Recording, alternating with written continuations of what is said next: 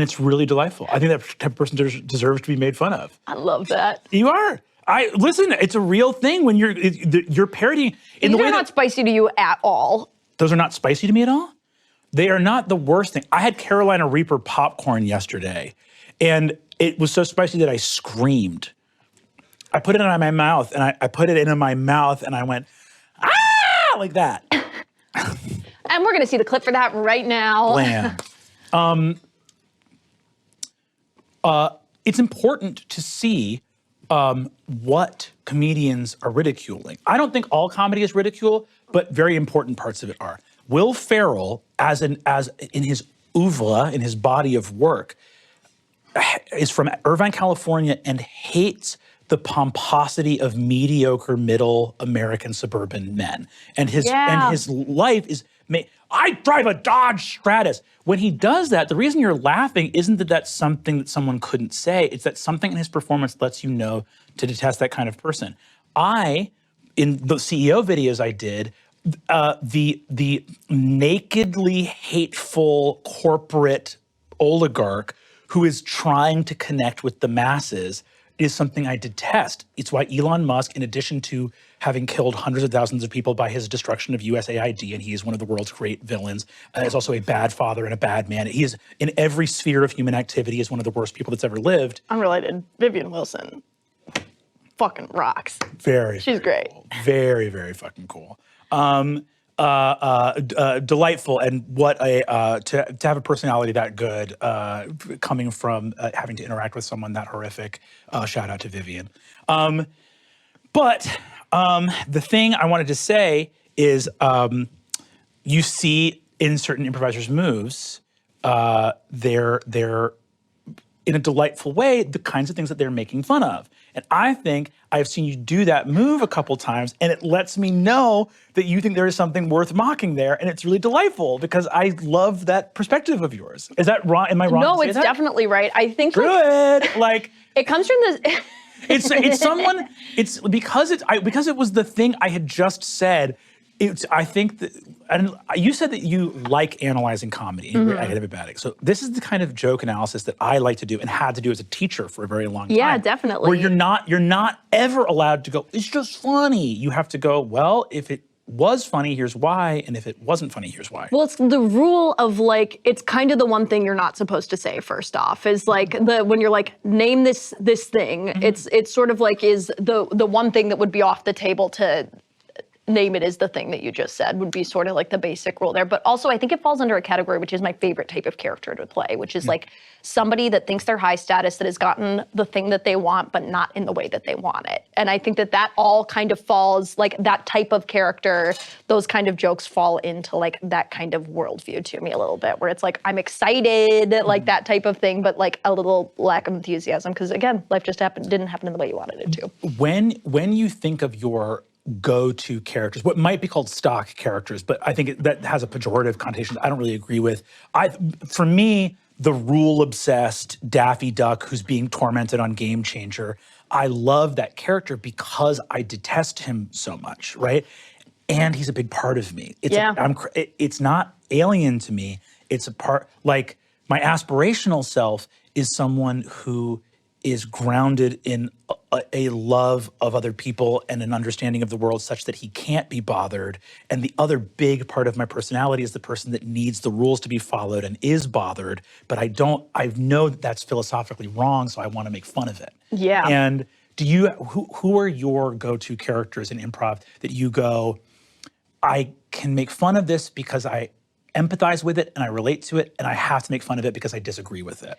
Yeah, I mean, like I think a lot of like, I play a lot of characters that think that they are high status, that are incredibly low status. I mean, like, I think it's like the other side of the coin to that CEO character that you're talking about. Like, I really like playing characters like that. I mean, like, I am very influenced by things like online culture, and that people, especially, like, I'm just so fascinated with how much people share their lives, and the types of people that are like, well, I have to, what am I gonna do, not post this?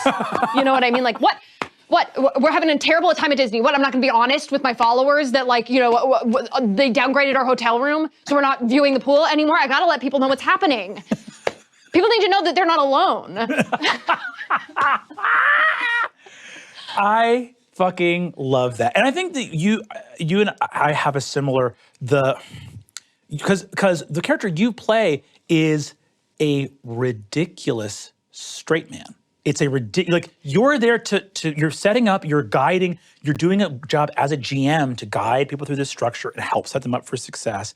But you're also constantly a worthy target of ridicule as quotation marks Vic Michaelis, right? The character you play. Oh, that's kind. I appreciate that. Well, I don't know who your big teachers were coming up, but for me, it was Alex Fernie, who we had like the absolute honor to be the like consulting producer on VIP this season, and Sean Diston, who is brilliant on like Comedy Bang Bang and a brilliant writer.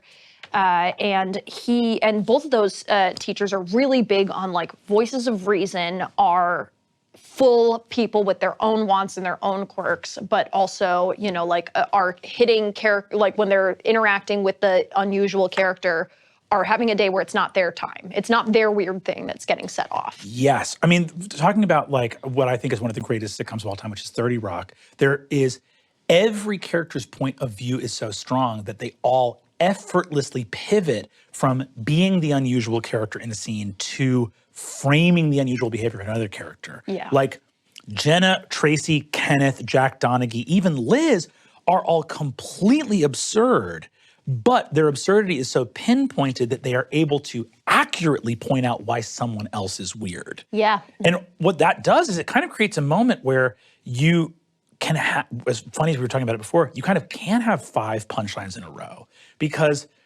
we all know that Jenna's weird, but why she's weird to Kenneth, who is also weird himself, can create a line of dialogue that is simultaneously a framing and a punchline. It's really special. Yeah, absolutely. I really, really enjoy that. Okay, this is a druid named Druid.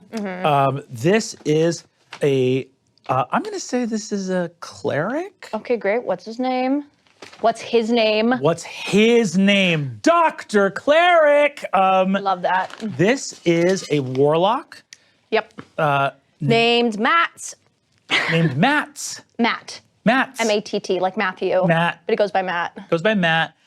He got a PhD in philosophy and sort of took that as like, I want to be approachable. I sort of spent a lot of time in school, but is not, I'd say, like a likable person. Speaks in a non-regional diction. Yeah. Great. And then our jelly beans are? Evil. Evil. Evil, not a character class. They are a challenge rating 1/8 elemental Satan. monster. Satan. Fiend. And that's all for Constitution Save. Coming up next, we get to do a different segment, one that will be a lot faster. Get ready for reaction time. No promises.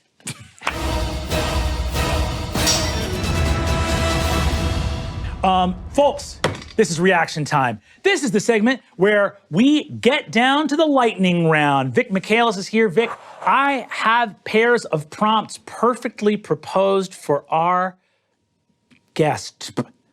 The important thing, right? Want to try one more time? We have here prompts in pairs perfected for the previous current guest. That's you. Love that. And we have these prompts. I'm going to deliver them to you. And you have to pick your preference in that very moment. What's the name of the game? Speed? Reaction time. So it's just as fast as I can. You get the pair, you pick your preference, bam, and you got to do it right away. And are you going to ask any follow-up questions? Nope. Okay, great. We can riff a little bit, but I don't want to. You don't want to riff at all? Great. No riffing. Are you ready? Yes. Reaction time begins now. Shirts or skins? Skins. Skins UK or Skins MTV? MTV. Twister or Twisters? Twisters. Twizzlers or Twizzlers? Twizzlers. Toronto or Vancouver? Toronto. Tim Hortons or Tim Gunn? Tim Harden. Bangs or therapy? Huh? Bangs or therapy? No, that was my answer. Pretzel pizza or the D to Sam's house? Steve to Sam's house. Pigeons or seagulls? Seagulls. Howda or Gruyere? Gruyere. Stanley Tucci or Evelyn Tucci? Evelyn Tucci. Duh. Walter Goggins or Walter Goggins? Pass. Your partner's friends or your kid's friends' parents? Kids, friends, parents. Leanna Jean Brothers or Tommy Shrigley? Tommy Shrigley. Oh, no, take that back.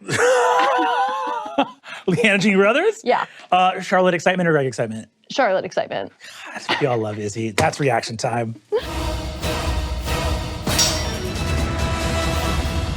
How fast was it? Extraordinarily fast. How fast? 14. Now, Really? now, What do I get? what do you get?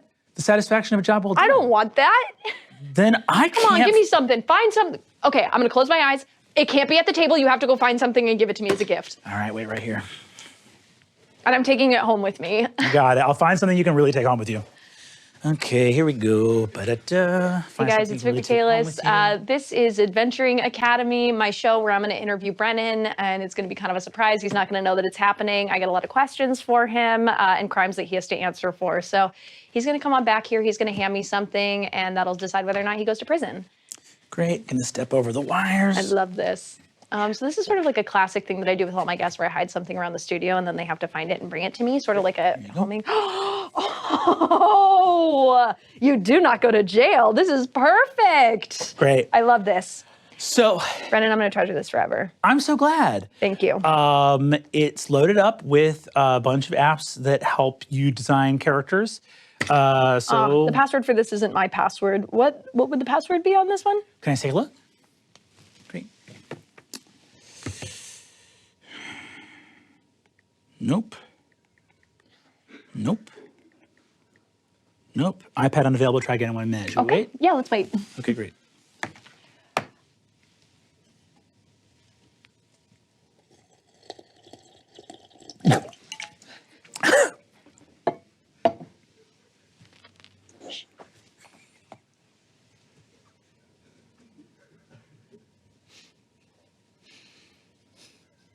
Thank you. Nope. Oh, unavailable. 5 minutes. Dang. Okay. How long can you stay today? What time is it? 1:59? 2 o'clock.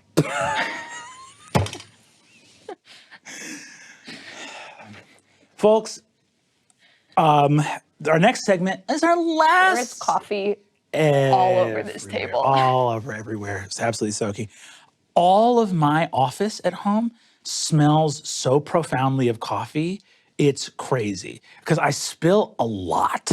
I love that. So it's like, you know how when people smoke indoors and Yes. then when you're trying to sell stuff, you got to scrub it off the walls? Oh yeah. Well, that is going to be like you with coffee. You're Yeah. going to have to disclose to the realtor that you drank coffee in My your hands office. smell like coffee a lot. Really? Yeah. May I? No. Okay. Our next segment is called Insight Check. And that is a segment where we slow things down. We get questions from the audience submitted by our wonderful viewers. And we cannot be thankful enough for all of your help. Get ready for Insight Check.